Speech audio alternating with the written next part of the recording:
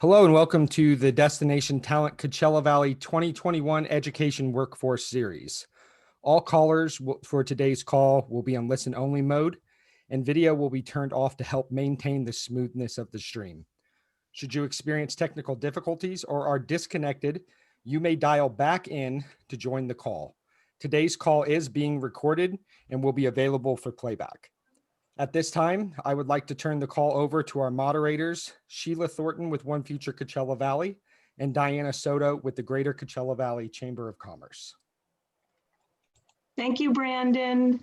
I'm honored to represent One Future Coachella Valley and to be a partner to the Greater Coachella Valley Chamber of Commerce on this series on education and workforce. And I'd like to start our day, first of all, by thanking our sponsor and a key supporter in the Coachella Valley around education and economic development, and that is Agua Caliente Band of Kuya Indians.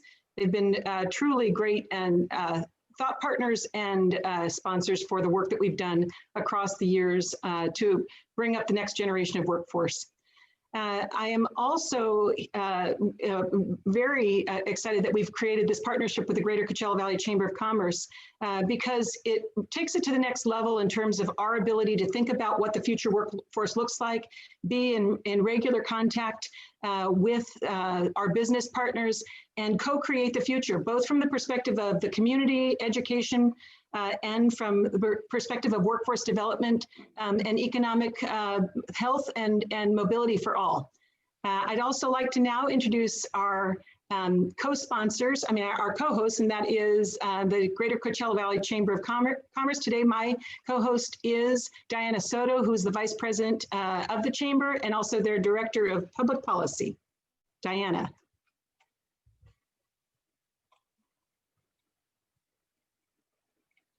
Had to get myself unmuted there. Thank you, Sheila. The Greater Coachella Valley Chamber of Commerce works alongside organizations such as One Future because we recognize that recruitment and retention of talent is a significant challenge that local businesses face on their path to success and growth.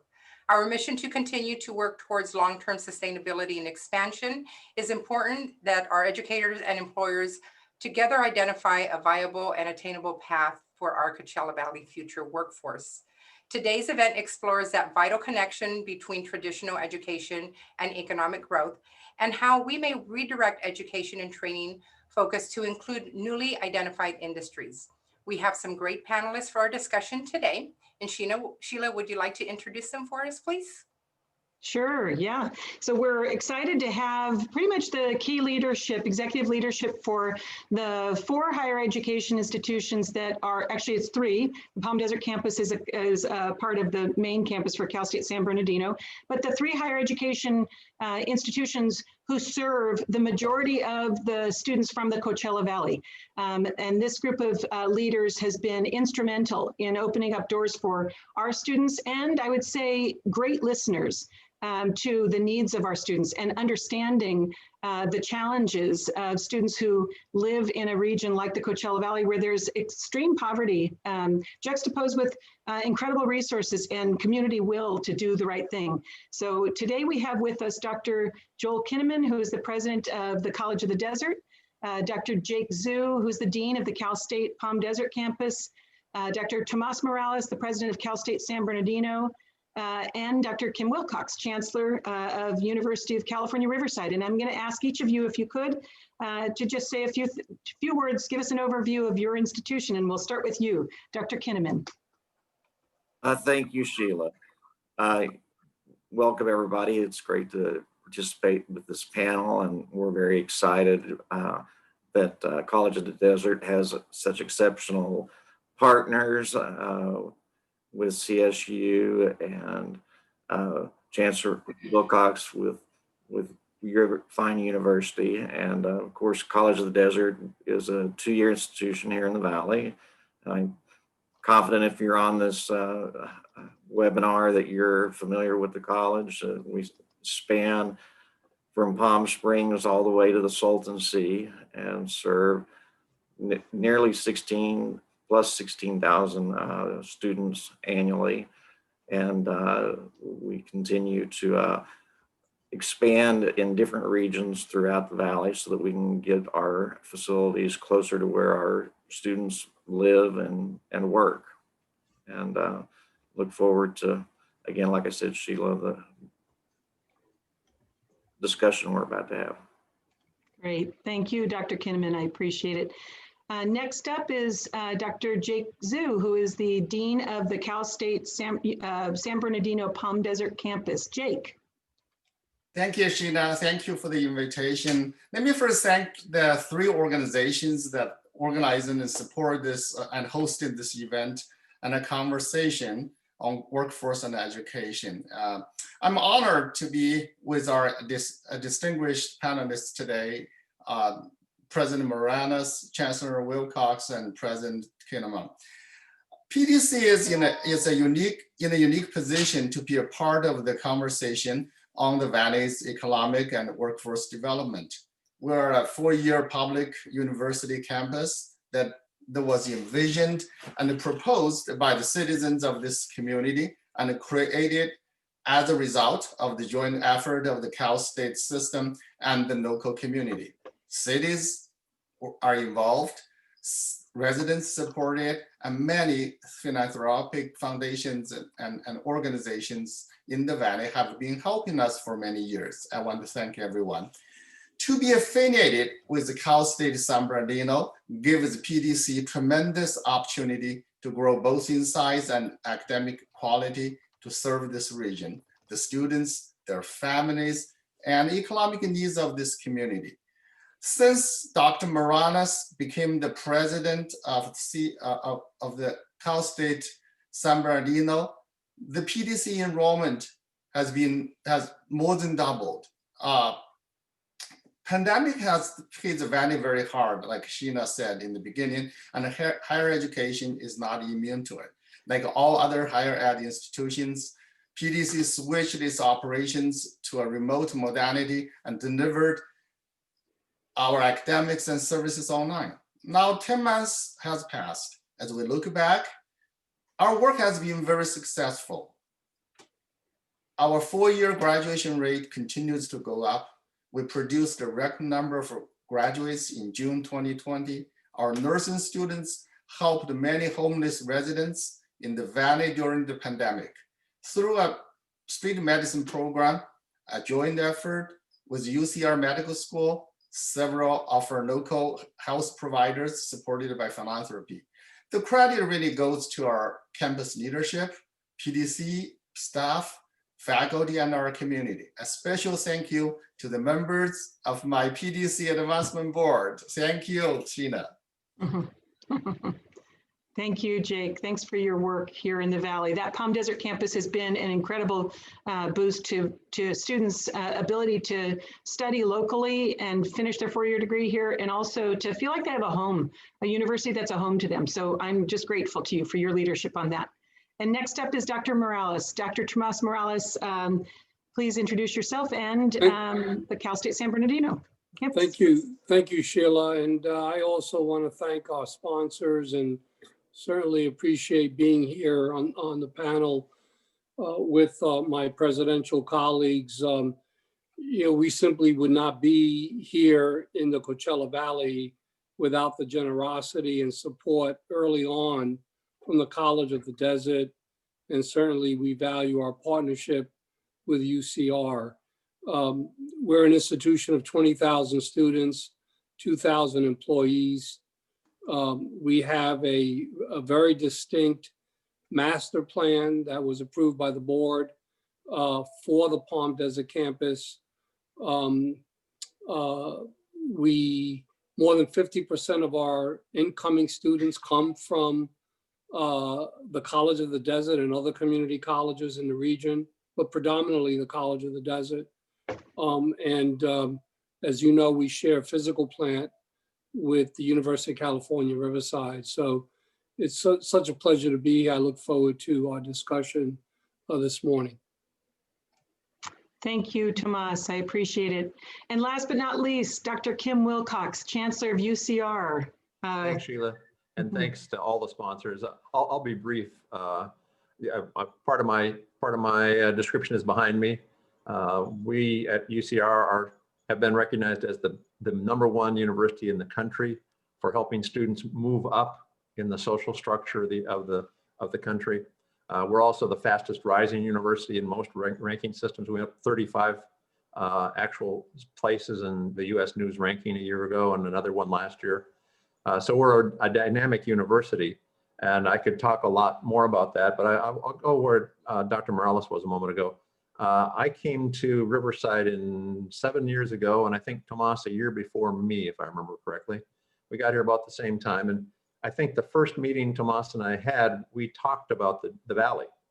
Mhm. And I remember saying, it doesn't make sense for both of us to teach introductory math or introductory chemistry side by side in Palm Desert. First of all, your tuition's lower than mine.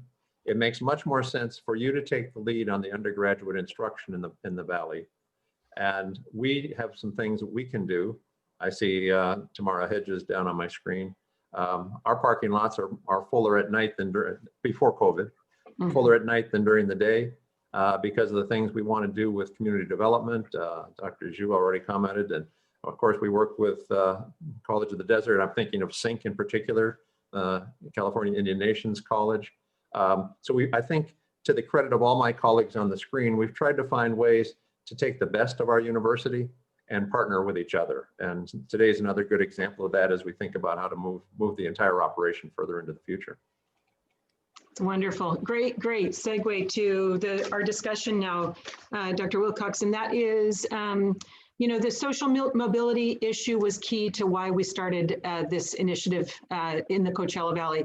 It really was about economic mobility for those who are lowest income and most likely to drop out and drop off the pipeline to education after high school, and the effect of that on the individual lives of students, their families, their communities, and our economy as a whole. So I'm just grateful that you touched on that, and also on the interconnectivity between all of us. The work that we began back in 2005 was all about how we think from one economy's perspective and work backwards from that to get students opportunity all across the pipeline, and not just about their educational opportunity, but community support, the kind of financial support that they need, the social support that they need, and then also that they connected to employers in the region. So the theme for today is about what it has been about all along, and that is economic mobility, education as economic development for our students. Our focus is to think about our 71,000 students in our K-12 district as our future workforce, our future leaders, educators, business people, and entrepreneurs. So thinking backwards from that, what do we do to use public resources in higher education, in the K-12 system, in the county and city system, and then also pair that with our community-based organizations and our employers to get the maximum effect on students for the long run, and really see our students as assets. That this is not a deficit issue. This is about what we do to open doors. And all of us know that for those students who are geographically isolated and significantly economically disadvantaged in first gen, they have a whole lot harder time finishing some work after high school and post-secondary work and college degrees. But that is critical. And at this moment in time, we want to talk about COVID impact, what's possible for our future, how we address these immediate issues around the COVID crisis, but how then does the Coachella Valley as a community come out stronger? And what does it look like for us to work with university and college partners to build the future economy that's equitable, that also serves the needs of the higher of a higher quality workforce and those in the business community? So that's what our topics are today. And we're going to start out just with a question for each of you. And that is, can you describe for us what your new realities are? What's the status of higher education and what's changed as a result of COVID in terms of admissions, enrollments, the move to online, and the digital divide? And I'll start with you, Dr. Wilcox, because you were the last on.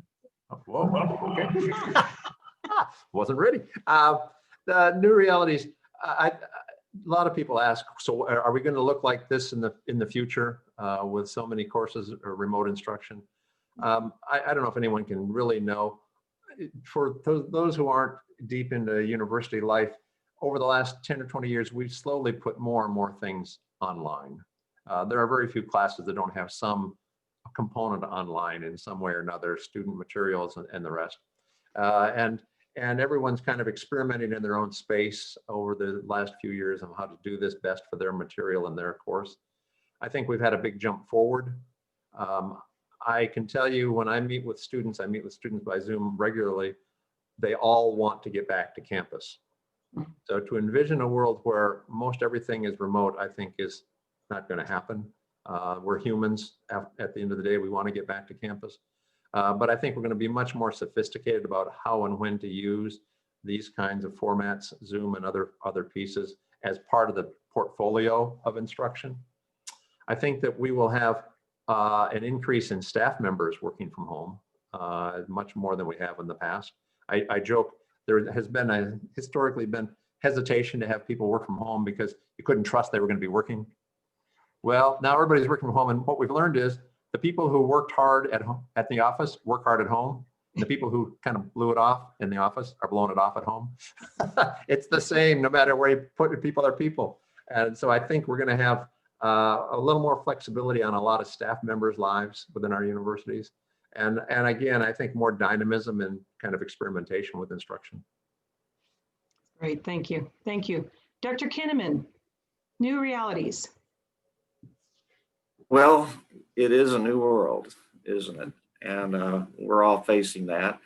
I'm very grateful that the college had the ability to continue with our efforts to advance education and transform the lives of our students here in the Valley in light of this global pandemic. And it's no secret that COVID-19 has changed all of our lives, individually, collectively. It's changed our world, it's changed our institution of higher learning, and we've had to adapt to change with it. We know that our community college students, and Sheila, you touched on this, really, especially in Coachella Valley, is that they're vulnerable, and they're vulnerable to being knocked off the track of their academic goals. And if they lose their jobs and they don't have access to transportation or suffer from food or housing insecurity, and now with the pandemic, we can also add access to technology and adequate Wi-Fi resources to the list. And so access to technology is an ongoing concern for our students. And the COVID-19 pandemic has really magnified the digital gap for our students and for our residents in our Valley. So since March, we've loaned Chromebooks, hotspots, webcams to students. Faculty and staff also have received those items. We've added a new laptop plan that provides payment options and access to affordable computers. And even with these efforts, connectivity in the rural areas of our Valley remains an issue.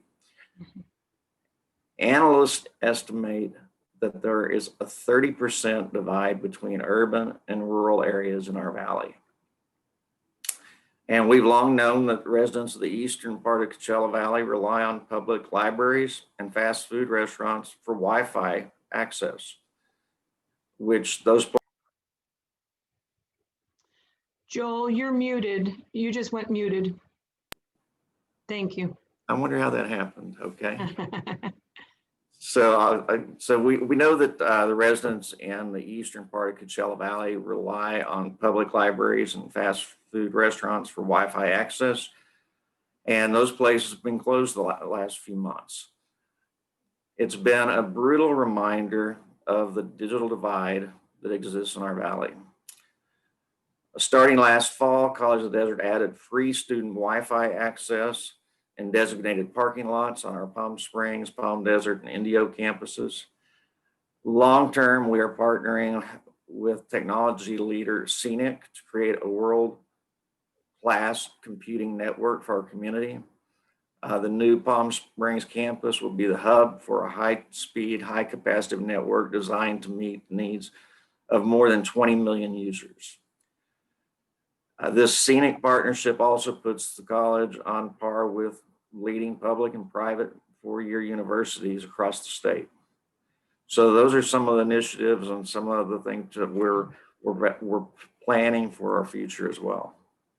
Great, thank you, Joel. I appreciate it. You know, made me think of in our we scholarship between 200 and 250 of our lowest income students every year, and they go to many colleges and universities across the United States. But what you're talking about is absolutely what's happening with our students. It is about Wi-Fi access. It's about losing jobs, and in a couple of cases, and one girl in particular comes to mind, whose parents each had 2 jobs, and they each lost both jobs. And she's trying to continue her degree. So they're supplementing income for their parents, and they're attempting to finish a college degree. That could not be a more challenging situation. It's sad to say that is more the norm than not in this region. Thank you. Thank you. Dr. Morales, I'd love to hear specifically, you know, what comes to mind is on enrollment. You know, we see the enrollment issues as a gap, but for those as a challenge. But for students who are low income and who are first generation students, I wonder if there's an opportunity that we might take advantage of in the decreased enrollment and maybe make a push for those who could get those spots in the coming year or two and accelerate the pace of their degree completion. So if you could just speak to the new realities from your perspective. Well, I agree both with Joel and Kim on the need for us to continue to partner, the need for us to continue to support each other and support the residents of the Coachella Valley. The new reality is that there are a lot of unknowns. I mean, there are unknowns in terms of enrollment, where we're down right now. For the first time in the 8 years that I've been president at Cal State San Bernardino, our total applicant pool, our freshman applicant pool is down 17%. Our transfer application pool is down 10%. As I mentioned earlier, 50% of our new entrants come in via the associate's degree for transfer. The unknown budgetarily, we have taken a very significant reduction in business aspects of our budget. Housing, parking, food service have all taken a very significant budgetary hit. Instructional modalities. I agree with Kim Wilcox that no question that folks want to come back on campus, right? I mean, but the reality is that we're making significant investments in faculty development and faculty professional development, and exploring alternative modalities that include hybrid, completely synchronous, asynchronous, high flex. We're installing cameras in every single classroom, both on the Palm Desert campus and the San Bernardino campus. We know that this summer we will operate our summer program, summer session. We have 3 summer sessions. They will be completely virtual, and where it's unknown at this point to what degree we will bring, what percentage of in-person classes will take place in the fall. We're currently at about a 96% of our courses are delivered virtually, 4% in person. We suspect that we'll have an increased number of in-person classes, but to what degree is a question mark. Vaccine distribution and the ability to ensure that all of the members of our university community, students, faculty, and staff, are vaccinated. So I know that the Chancellor and the leadership of the CSU is in conversations directly with the governor regarding vaccination and how we handle ensuring that our population are vaccinated, and how do we manage those members of our university community that elect not to be vaccinated. Yeah. And so there's been a lot of literature, interesting articles on the post-pandemic university and what does that look like. And so there are a lot of unknowns. And we spend almost, my cabinet meets almost on a daily basis to prepare for both for the summer and for the fall. Great, thank you. Really helpful. Jake, Ju, new realities for the Palm Desert campus. I agree with everything said by our other our panelists. At PDC, I have some good news and bad news. The bad news you mentioned, our enrollment in terms of intake from our freshman class and transfer class was down a little bit, was not very significant. But the good news is that starting this spring, we actually have a spring intake. So in other words, in history, we never had, we only had new students in fall. But starting this spring, we actually start to enroll transfer students and our nursing students. Our nursing, we have a new cohort, and we start to enroll students in the spring. 34 new students enrolled with us this spring. Also, I think in a branch campus like this, when we talk about the enrollment management, a way to look at it is really it's not necessarily the number of students that tied to your campus. Since I'm a branch campus, and in order to leverage the better resources of both campuses, it's the number of students we serve. I'll give you an example.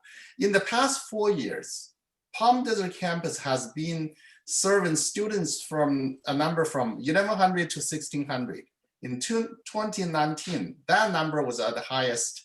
The year I came, we enrolled 1,600 students in our class, in our fall classes in 2019. Well, pandemic, it did hit us on everything else, but it really helped us to leverage our resources on both campuses to serve our students better. In the fall of 2020, the students enrolled into the PDC courses, that number jumped to 3,000, 3,618 students enrolled in our PDC classes. A portion of that are PDC designated students, and also a portion of the students from the San Bernardino impacted classes. And we continue to do so in the spring.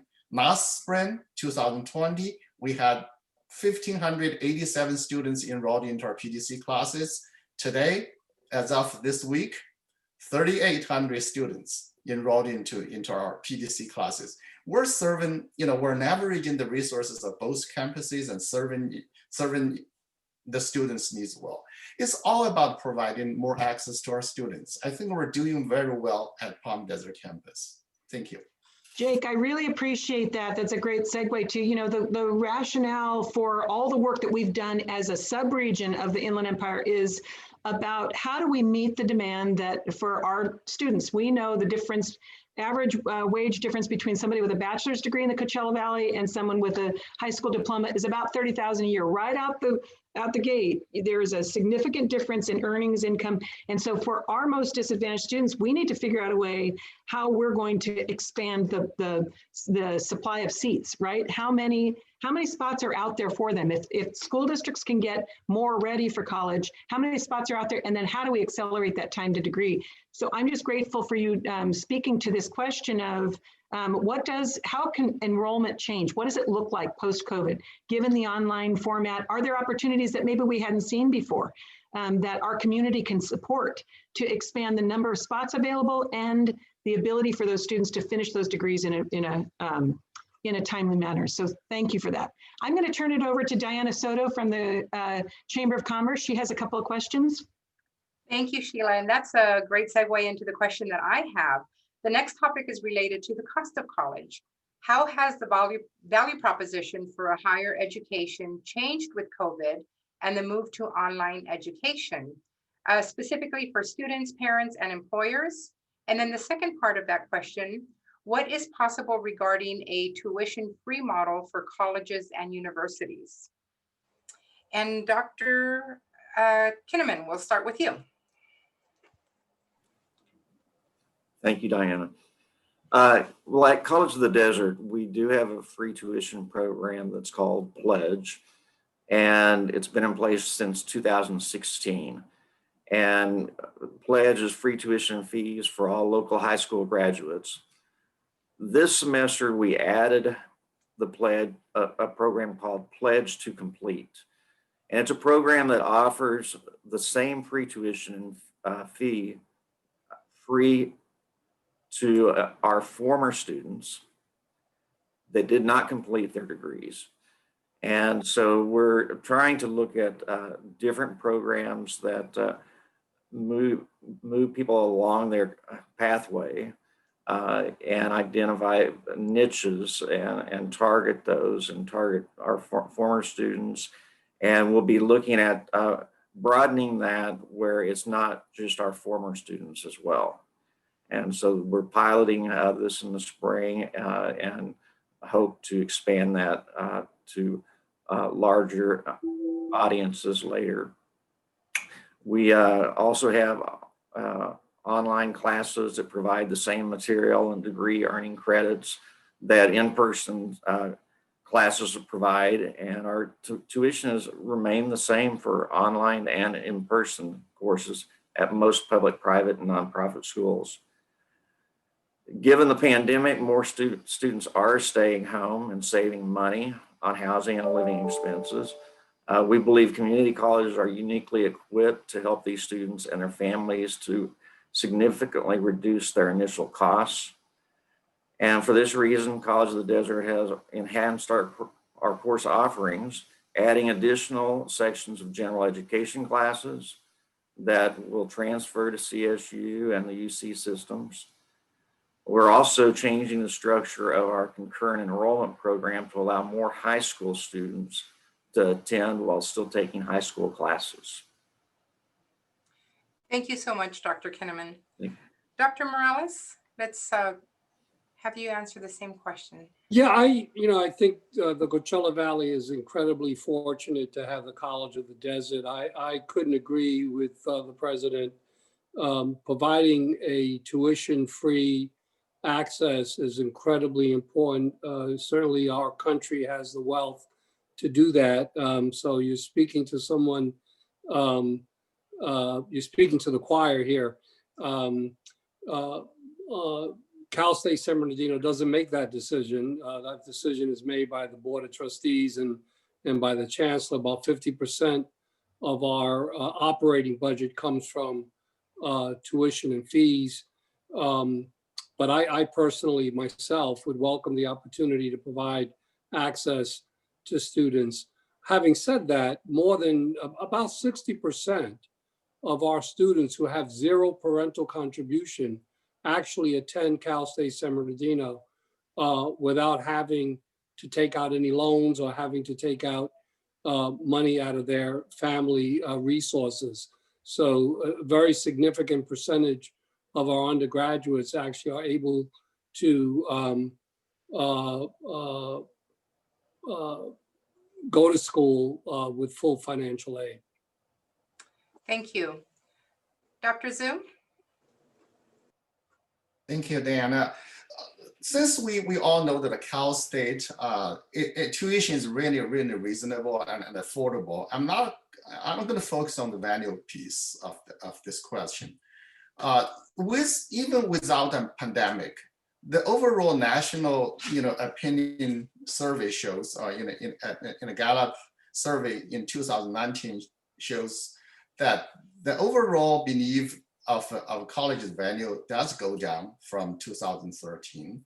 Nationally, 2013, 70% of the people surveyed they place college value as very important.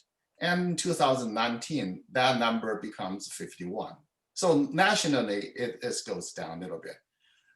But also in the same same survey, that if you look at the answers by groups, Hispanics continue to raise, to actually place the value of higher education or education at a higher percentage. So nationally, 2019, even though the national is only 51, but the amount of Hispanics who answer those questions, they're at 66.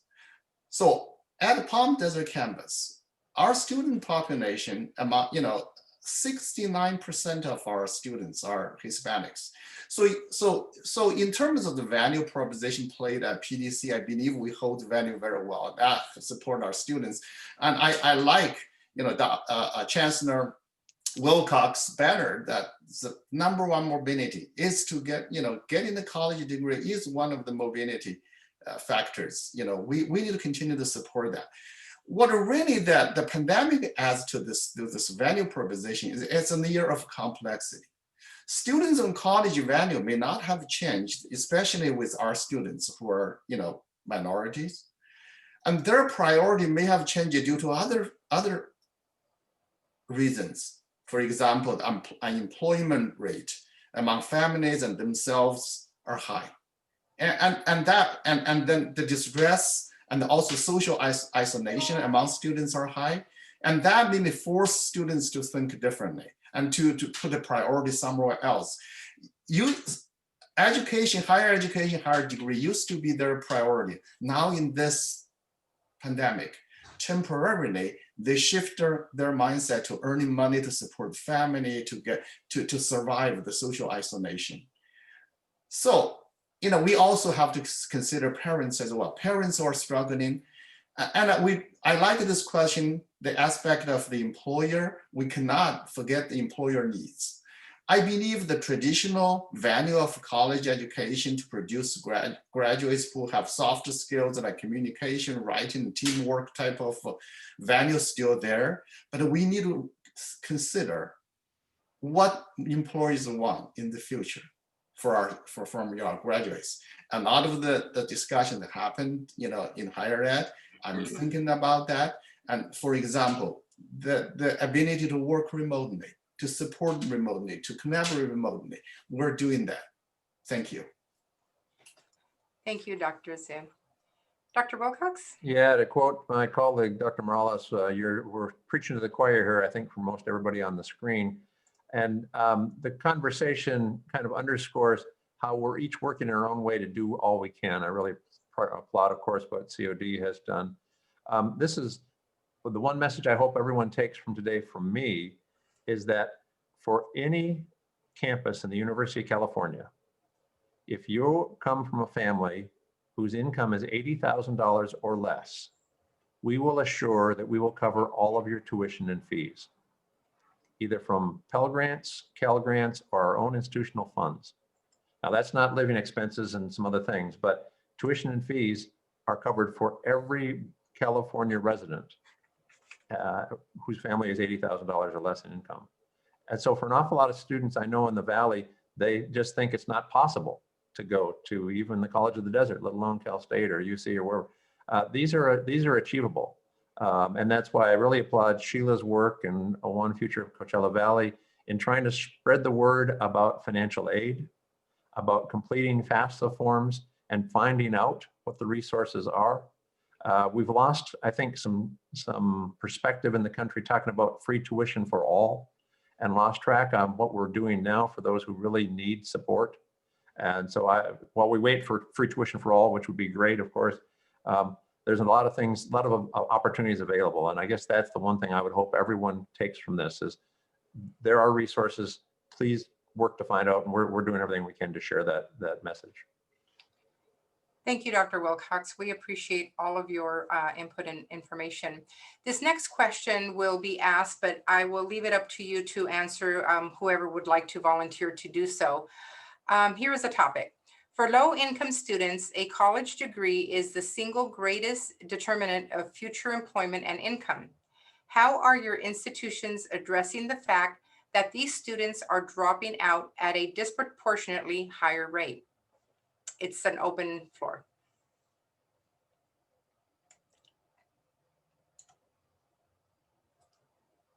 We're all waiting to push our pause button. Okay, I'm gonna jump in. All right. We continue to confront the fallout from the pandemic, and our College of the Desert students, they find themselves, like Sheila said, in urgent need of help with food, rent, utilities, and even more. And fortunately, they've gotten some relief from our donor-supported Student Emergency Fund. Many students and their family members have lost their jobs. That complicates an already very tenuous living situation. And before the crisis, a great number of our students depended on the school's food pantry, fine food bank distributions, and low-cost health services to stay in school. The need for that help has only magnified the current situation. Early in this coronavirus, outbreak, the College of the Desert Foundation stepped up to help us and help our struggling students by raising more than $250,000 for the Student Emergency Fund, again, which aids our students with unexpected financial hardships that would likely prevent them from coming to the college. The Student Emergency Fund helps keep the lights on or stocks the cupboard for our students. After a job loss and this remote living lifestyle that we all are enjoying so much right now, it's really important that we have those funds available for those students to get through this trying time period. In the first week alone of having the fund, the foundation reviewed and funded 55 requests for help. And the pleas have not stopped in the 9 months since the fund, and it's helped hundreds of students who would have otherwise been forced to abandon their studies. So we are grateful for the response from our community. We live in a very special, unique community that I believe really tries to lift up others. And right now we've got a lot of people that need some of their most basic needs addressed during this challenging time. Yeah, I will, like Dr. Kinnamon and Dr. Wilcox, we spend a significant amount of our time raising money. I mean, and trying to cultivate our donor base. And the Coachella Valley, just as Dr. Kinnamon mentioned, has just an incredible community that's been unbelievably supportive. And so us too, we're raising money. I mean, we've given out hundreds of laptops, hundreds of pieces of technology to help students with connectivity issues. The CARES $1, we distributed almost $14 million through CARES 1, but then also added $1 million out of our operating budget for undocumented students that were not eligible to receive those federal dollars. So our undocumented students received the exact same amount based on FAFSA, based on parental contribution, than our California residential students. We also have an emergency fund like the College of the Desert, like UCR, and we're addressing issues of food insecurity and housing insecurity for our students. So it's, we continue to raise dollars philanthropically through our foundations to help students continue their education. And that's really, I'm just so pleased to see so many participants in today's program, and really thank those of you who are on today's program and the work and the support that you have provided students at the College of the Desert, at UCR, and at Cal State San Bernardino's Palm Desert campus, many of these students would simply not be able to continue without that support. If Thank I you, Dr. could, Morales. Yes, of course. yeah, if I could, Of course. Joel and Tomas have touched on so much the key, kind of the basic support pieces. If I could do one other piece to your question of what are we doing to help maintain connections with our students and keep them enrolled? There's another dimension. I was in a Zoom meeting here a few weeks ago with I don't know, there's 60, 80 undergraduate students at UCR and staff members, and they were organized to reach out to incoming students, transfer students, first-year students, and they described themselves as a vibrant remote community. Now, back to Sheila's first question about how will the world look different. A year ago, if any of us envisioned a vibrant remote community, it would be an art colony up at Big Bear, right? That would be a vibrant remote community. Now, a vibrant remote community means something about this mediated world. And this was, I don't know, like I said, 80, 100 people who were creating a vibrant remote community with the exact purpose as your suggestion, Diane, of how do we connect with students to make sure they feel part of the university in the long term and don't fade away. So I think there are some changes that have already occurred within our universities to think differently about these human connections. Connections. Yes, thank you. Dr. Zhu, would you like to add to that last question? Yeah, I'd like to add, really,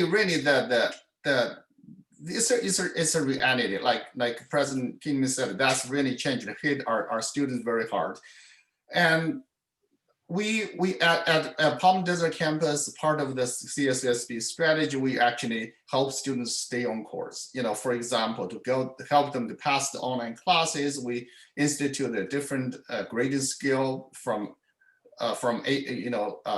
with a choice of either ABCD or field pass grading. Our Bridging the Gap funding, generally donated by Owen and Berger Foundation to us. It's strong, was very strong during this pandemic. Our food pantry then opens every week to students thanks to the endless supply from the care money or from the CSUSB then budget. And I just want to touch on one more thing. You know, we start our class this Saturday. As of Friday, a day before the class, there were 42 PDC students did not register for class, did not pay their tuition. Our leadership took the opportunity. Tomås basically wrote a check to the 42 students, said, they gave them a one-time special grant to help them to pay a portion of their tuition. When I noticed that this news to the students on Friday evening, I immediately get several students wrote me back. I'm going to pay the rest of the balance next week. That's how we help our students. Thank you. That's fantastic.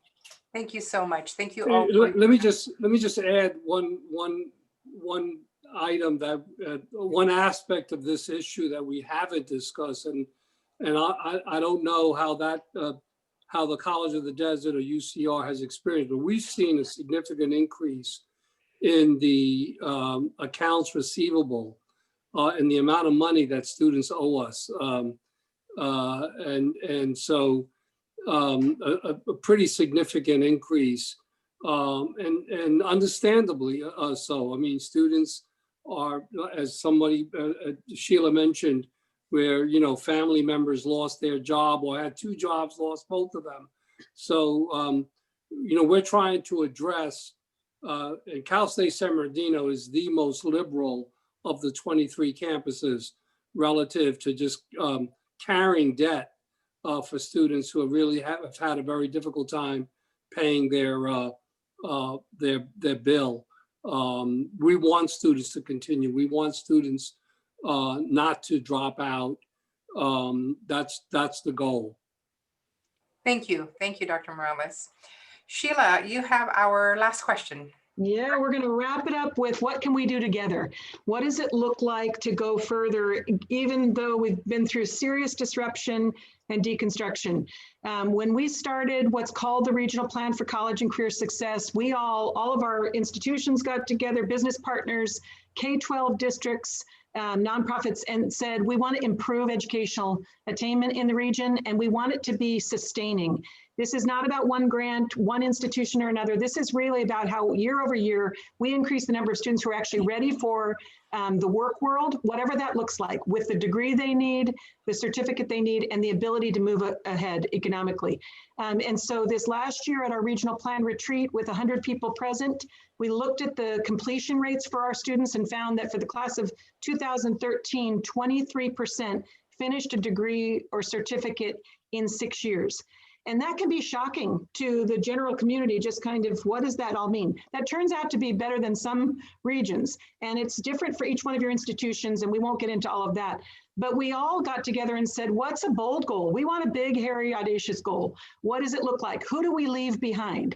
And what we said was, let's go for 70%. We set the goal of 70% of students finishing some degree or certificate in a period of 6 years. And we all also recognize that that's not going to just be about the universities and colleges. This is going to be about employers. The K-12 district has done enormous work at preparing a pipeline of students. They've seen incredible advancements in college readiness, career academies. And now what's on the receiving end? How is it that we make that next step so that more students are ready to get into the job and get economically mobile? So the question is, as innovative as you want to be and as bold as you want to be, how do we work together toward that goal with your 4 institutions and the rest of the regional plan collaborative so that this community has a educated workforce and a thriving economy? I'm gonna jump in. So on this one. So I really think the values goal of 70% of students completing the degree is a great one. We'll embrace it. And we'll continue our effort on the community engagement and also collaborate with all our educational partners. I believe, Joe and I met in my earlier tenure, and we had lunch and we talked about, working together. He was very supportive. And during the pandemic, he took the leadership to get me and all the 3 superintendents, in the local region. We had several conversations, how to deal with the pandemic. Also, in the future, we'll continue to discuss those collaborative efforts. And a few examples at my campus. We're working with our school districts with One Future and with my our pre-college experience office and the student engagement office to bring several grant opportunities to the Palm Desert campus, gear up the camp program. A lot of people don't know camp program. Sheena probably knows about that. It's really a program that helps migrate family and their children to get a college degree or to get a more education or complete high school. So we're in the process of doing that. We're really very proud that PDC has produced several thousand graduates since the late 1980s. We'll continue to do so to support the economic growth of this region. Thank you. Great, thank you. 1 minute for each of the rest of you. The bold goal. Well, I would just say that we have to continue to work together, continue not only to work with our community college partners and certainly UCR, but also with the chamber and, One Future. I think the GIA is a good example, but there are other nonprofit organizations that play such an important role. And it just requires us to continue to communicate, continue to have programs like this one, and continue to figure out how best to support each other to support the Coachella Valley community. Great, thank you. Dr. Kinnamon or Dr. Wilcox? Go ahead, Joel. All right, thank you, Chancellor Wilcox. In 2015, community colleges across the nation began embracing guided pathways and really to streamline the pathway for our students to achieve their goals. And it takes more than a minute to go into it, but we are following that model, and we've taken several steps to meet the students where they are and provide them with a clear path so that they can get through. Aside from guided pathways, we've had a distinguished history of partnering with CSU, UCR, other institutions, and as Chancellor Wilcox mentioned earlier, an example is where we partnered with them recently for California Indian Nations College, which offers courses incorporating the indigenous culture, native language revitalization, and traditional Native American values. And so that's something very unique for this valley and exciting that we've been able to do. STINK is at UCR Palm Desert campus. They started with $3 million of seed money that was provided by the 29 Palms Band of Mission Indians. And then the classes are accredited through College of the Desert, and we're working with them to ensure that they ultimately get their own accreditation. So again, I think there's a lot of ways we tackle this together. Great, great. We're just putting it out there today, and I want to support the Guided Pathways has a whole lot of potential to get to that goal. So thank you. And Kim Wilcox, why don't you wrap us up today? Oh boy. I don't know if I have a big, hairy, audacious goal, but I do want to, your question of how do we work together, I think is key for me. And I'd make a couple of comments. Tomås alluded to GIA, which is Growing Inland Achievement, really the brainchild of Tomås and Sheila several years ago. Collaborative across K-12, community colleges, universities, private sector. We had a meeting just a week ago and someone from the governor's office was there talking about internships. And she's told us that we were better organized than almost any other part of the state. Mm. And so I want, first of all, I think we need to celebrate what we have. And we do have a history of partnering that is the envy of many. When I think about some of our challenges, it isn't so much the quality of what we're doing, it's the connections. And that's why so many of these efforts are important. If you're at UCR, you're going to be fine, but the transition to the next piece may be difficult. And so I'd offer two comments on what we can do in the future. One, celebrate our strengths and our individuality. For UCR, we feel a huge responsibility on the research side to grow the economy so that there are high-paying jobs available when students do graduate from any of our institutions. And I know Joel feels a huge obligation on the technical training side, which is something that we don't have. We each have our own responsibilities in our own spaces, and the extent to which we can be smart about our spaces and make ourselves better, we're all going to be better. Remember, a great collaboration is only as good as its collaborators. If you got a whole bunch of weak partners collaborating, you don't have much. So celebrating the strengths and then being really deliberate and smart about those connections, I think, is how we're going to continue to move ourselves ahead. That's a wonderful way to end. Thank you, Kim. I appreciate you. I appreciate each one of you for taking the time to be here today. And I am grateful to all who attended. I know that you were all motivated by this. And I think that we have our call to action, which is to stay in connection with one another and really think at the intersect. And move in a way that really does serve our students from the perspective of education and true social mobility. And I think we've got the right set of partners together. Thank you. This webinar will be available on One Future's website. We'll also give it to each one of the institutions to put on theirs.